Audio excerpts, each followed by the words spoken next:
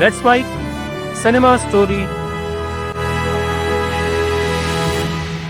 18 जुलाई 2012 मुंबई के बांद्रा इलाके में आशीर्वाद नाम के एक बंगले में इंडिया के पहले सुपरस्टार राजेश खन्ना का निधन हो गया।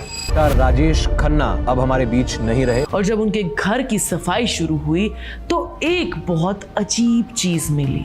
64 सूटकेस, सारी की सारी बंद, कभी खोली नहीं गई। इन सूटकेस के अंदर क्या था पता है? गिफ्ट्स। दुनिया भर के देशों से अपने टूर्स के दौरान राजेश खन्ना ने गिफ्ट्स खरीदे थे अपने दोस्तों के लिए, अपने करीबियों के लिए, लेकिन ये कभी किसी को दिए ही नहीं गए। सालों तक वो बंगले के किसी कोने में बंद पड़े रहे। आज इसी चीज को समझते हैं कि आखिर ये 64 सूटकेस राजेश खन्ना की पूरी जिंदगी की सबसे बड़ी कहानी कैसे बन गई। गुलाबी आंखें जो तेरी देखी। पहले समझते हैं कि तब बॉलीवुड सुपरस्टार राजेश खन्ना का इतना क्रेज कैसे बढ़ा।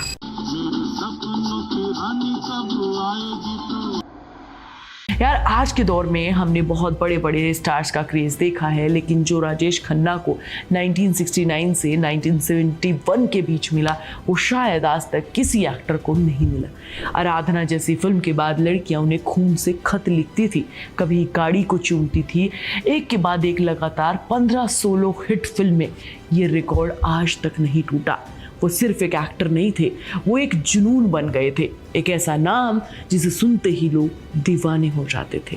और यार यही वो वजह भी है कि दुनिया भर में जब भी वो जाते लोग उन्हें प्यार से नवाजते, गिफ्ट देते, और वो भी जवाब में हर ट्रिप से अपने करीबियों के लिए गिफ्ट्स खरीदते थे।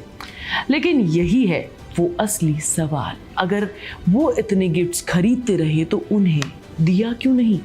जरा सोचो, कोई इंसान इतनी मेहनत से, इतने प्यार से अपने दोस्तों के लिए तोहफा चुनता है और फिर वो सूटकेस में बंद पड़े रह जाते हैं सालों तक। इसका मतलब सिर्फ एक ही हो सकता है, या तो वो मौका ही नहीं आया उन्हें देने का, या फिर धीरे धीरे वो करीबी लोग, वो दोस्त उनकी जिंदगी से दूर होते चले गए। और यही वो सच्चाई है जो लेखक गौतम चिंतामणि ने अपनी किताब dark star the loneliness of being Rajesh Khanna में उजागर की है। एक ऐसा इंसान जिसे लाखों करोड़ों अजनबी बेइंतहा प्यार करते थे, लेकिन उसकी जिंदगी में करीबी अपने लोग धीरे धीरे कम होते चले गए। आज समझते हैं ये दूरी आई कहां से, शुरू कैसे हुई। 1973 में स्टारडम के सबसे बड़े दौर में राजेश खन्ना ने डिंपल कपाड़िया से शादी की, लेकिन ये शादी बहुत लंबे समय तक नहीं चली। उनका डोमिनेटिंग स्वभाव और खुद उनके स्टारडम से जूझने का तरीका, इन सब ने रिश्तों में दूरियां ला दी।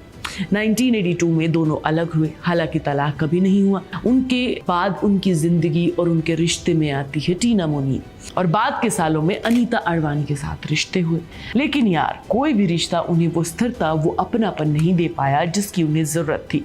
धीरे धीरे स्टारडम भी ढलने लगा।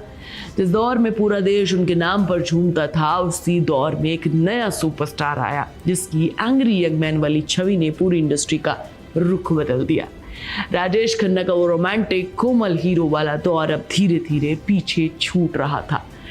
यार ये वही दौर था जब असली अकेलापन शुरू हुआ। बाहर से स्टारडम की चमक बरकरार रही, लेकिन अंदर की दुनिया खाली होती चली गई। अब वापस आते हैं उन सूटकेस पर। तो सोचो, जो गिफ्ट्स उन्होंने सालों तक खरीदे वो असल में क्या थे? वो शायद एक उम्मीद थी कि कोई है जिसे वो ये दे सके, कोई करीबी रिश्ता जो बना रहे। लेकिन जैसे जैसे साल गुजरते गए वो रिश्ते टूटते चले गए, दूर होते चले गए।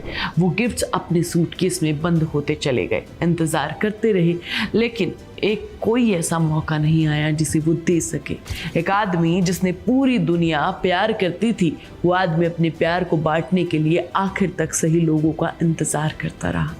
और आखिरी दिनों की बात करें तो राजेश खन्ना के आखिरी दिन एक लंबी बीमारी से वो जूझ रहे थे, गुजर रहे थे। दिलचस्प बात यह है कि उनकी वाइफ का डिंपल कपाड़िया और उनकी बेटियां ट्विंकल और रिंकी उनके आखिरी पलों में उनके साथ थी।